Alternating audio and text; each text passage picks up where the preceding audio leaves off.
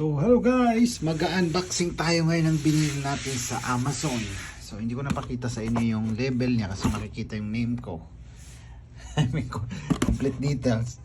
So actually binili ko sa Amazon ito. So ito yung output niya. Then meron siyang instruction. Ayan. Kasi yung mga damit ko nagiging lokot-lokot na sa cabinet ko kasi hindi kasya, maliit lang yung dala kong cabinet. So yan, i-assemble ko.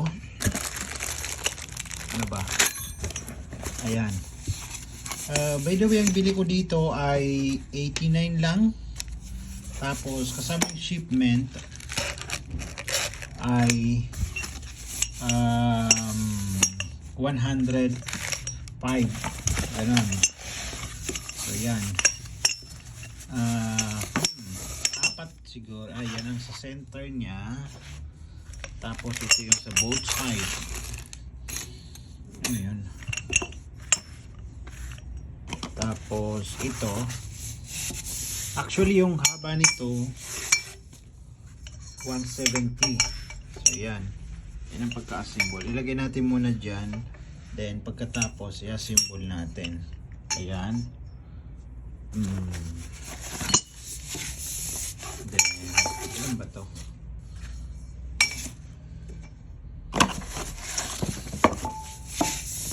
Apat ba? So, ilabas natin mga lahat. Ayan. Ano ba? May pangdugtong ba dito? May joiner siya. So, i-join ko siya kasi actually haba nito 72 inches ata. So i-assemble ko kasi madali lang naman assemble kasi meron siyang may threaded siya. So mamaya i-assemble ko. Pero hindi ko siya may kakabit guys kasi wala pa akong drill machine. So later na lang i-assemble ko na lang ngayon.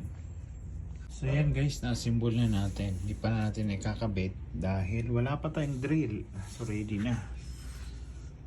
Ayan.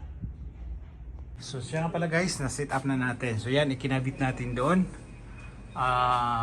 Apat na screw para matibay. Tapos doon din drill ko. Tapos yung iba, yung kadugtong niya, pinutol ko, nilagay ko na dyan sa baba. So yan. Ayun. So bili ko dyan ay 85 real. Tapos kasama yung delivery ay 105 or 106 if I'm not mistaken.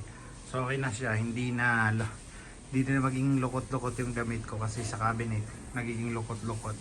So hanggang dito lang, and kung gusto nyo umorder, ilagay ko lang yung link sa description ng video.